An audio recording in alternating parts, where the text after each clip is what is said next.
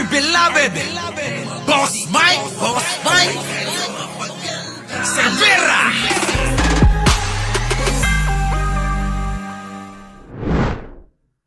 Yo, magandang umaga, magandang hapon at magandang gabi sa mandako ng mundo. Naroon kayo. Siyempre, magandang buhay na rin para sa ating lahat. At eto na nga mga kababayan, Sara Duterte dumali na naman. Anak ng pating matapos mong batikusin at biglang pumasok sa iyong isipan na hukayin ang bangkay ng yumaong si Apo. Bigla naman ito naglabas ng statement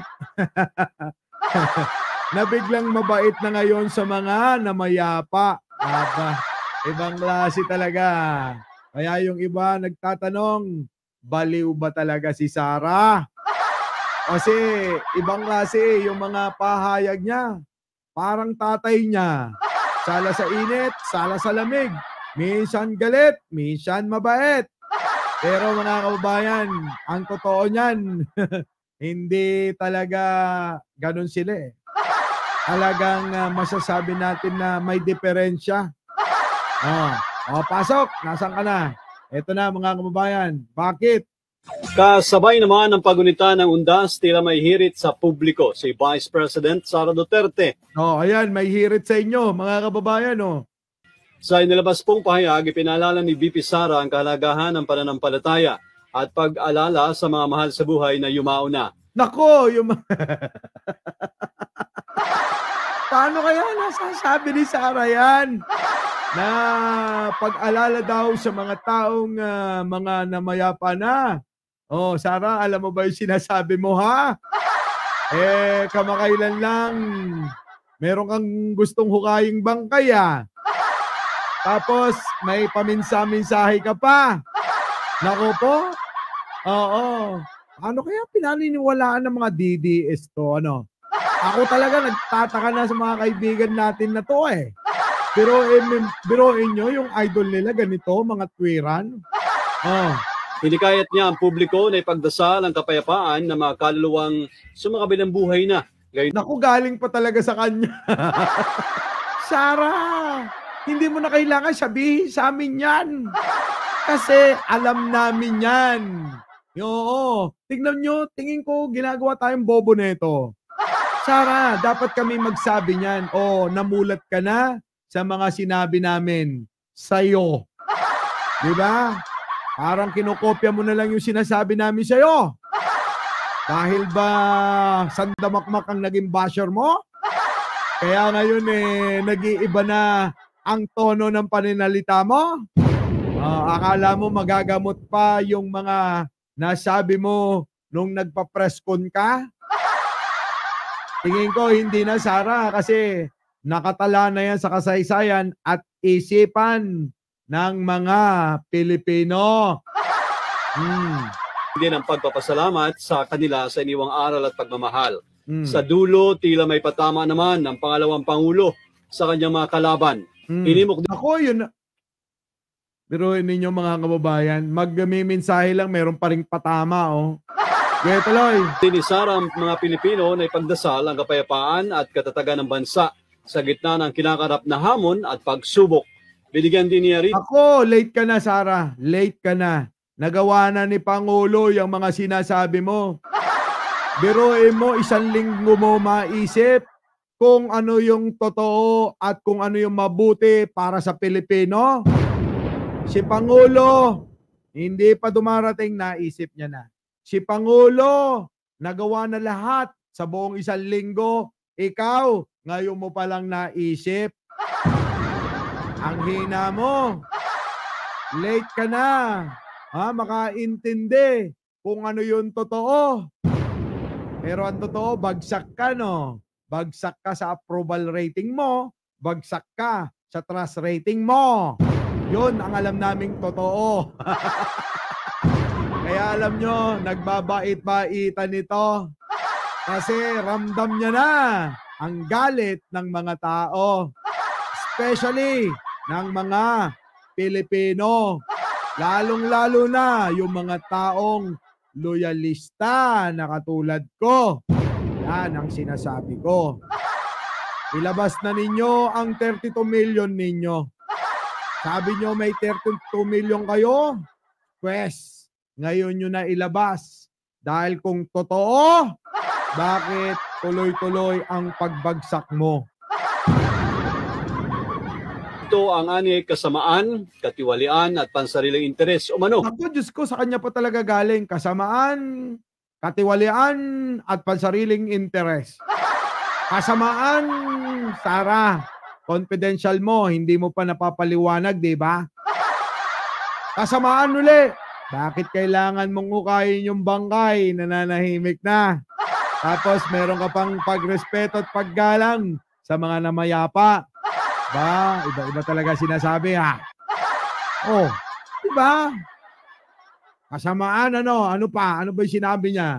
Oh, ulit. Katiwalian at Katiwalian, ayan na nga. Oh, kasamaan, katiwalian naman. Oh, Sara, paliwanag mo na kung saan mo dinala ang pera. Yun, masasabi nating wala kang katiwalian, di ba?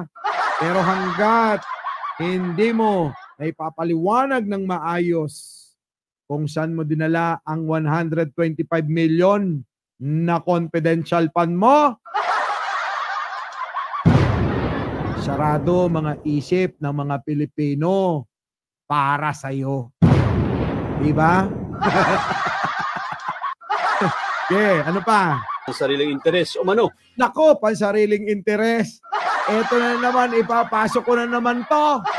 Ano sabi nyo rito ng tatay mo? Oh, ano? Tatay mo, oh, pasok. Presidente ninyo Duterte, ang Vice President ninyo Duterte. Oh, yan ba walang pansariling interes? Sara, hindi lulusot yung pagpapaabanti mo ng sarili nyo. Nakabantay ang mga Pilipino para sa mga tulad nyo. Hindi po pwedeng lumusot ang mga kapresyohan nyo. Dahil ang mga Pilipino, nako, handa sa lahat ng anumang bagay kung kayo gagawa ng katarantaduhan para malagay sa alanganin ang bansang ito. Tandaan mo. Binalikan talaga eh, no? Oh. Kaya, sabihin ko kay Inday, ituloy na lang natin ito. Oh, ituloy nyo na raw, oh. Sabi ng tatay mo. Yung ba yung walang pansariling interes na sinasabi mo? Malabo, Sara. Lahat ng binabanggit mo ngayon, nako, bumabalik sa inyo. Huwag na kayong magbait-baitan dahil buko na kayo. At huwag mong sasabihin, mahal mo, uulitin ko ang mga yumao. Dahil, minsan mo nang sinabing, isang nananahimik na bangkay na yumao, ipapahukay mo. Para sa yaman at kapangyarihan. Nako, para sa yaman at kapangyarihan, ayan na nga. Matatandaan, binanatan din ni BP Sara si Pangulong Bongbong Marcos sa isang press briefing no October 18. Taas ang sinabi ng Vice Presidente na walang alam sa pamumuno si Marcos. At ay kita mo walang alam. Eh yung mga sinasabi mo hindi mo pa naiisip na gawa niya na. Late ka na. 2 linggo na nga nakakaraan, di ba? Ano ba, Sara? Ano ba pinagsasabi mo? Ninais na pugutan ito ng ulo dahil sa pagpapahiya umano ng isang estudyante sa isang graduation ceremony. Oh, ang babaw, di ba? Dahil daw sa pagpapahiya, hindi naman talaga pinahiya. Kundi yung estudyante mismo ang nagpahiya sa sarili niya at si Sara. Kasalanan nga ni Sara yan eh. Eh kung hindi niya na sana binanggit yan, di ba? At saka ang babaw. Dahilan, yung estudyante, pinahiya. Pinahiya ba talaga o ikaw ang nagpahiya? Yun yung mga kababayan eh. Tapos sasabihin toxic na yung pagsasama nila. Akala ko ba magkaibigan kayo? Oh. Para lang doon, napakababaw na dahilan nun, Sara. Ang daming problema ng bansang ito para isingit mo pa. Pinagbantaan din ng BP Sara si Senator Amy Marcos na hukayin niya sa libingan ng ama nito na si dating Pangulong Ferdinand Marcos Sr. at itatapon sa West Philippine Sea. Wala na akong pakialam kay Amy, Sara. Pero yung sinabi mo na pupugutan mo si Presidente, teka muna. Diyan ka nadali, di ba? Kaya kailangan mo magbawi. Tandaan mo yan, Sara. Yaan kung makakabawi ka. Pero teka muna. Ang huhusga, hindi naman ako, di ba? Kundi yung mga magko-comment dito, makakapanood nito, ewan ko na lang sa kanila. Kung mapapatawad ka. Di ba, mga kababayan? Oo. Muli, ako po. Oo. Ang inyong lingkod, Mike Cervera po. Bago po tayo maghiwa-hiwalay, huwag po natin kakalimutan lagi mag-like, mag-share at mag-subscribe. Maraming salamat po. Our beloved Boss Mike, Boss Mike.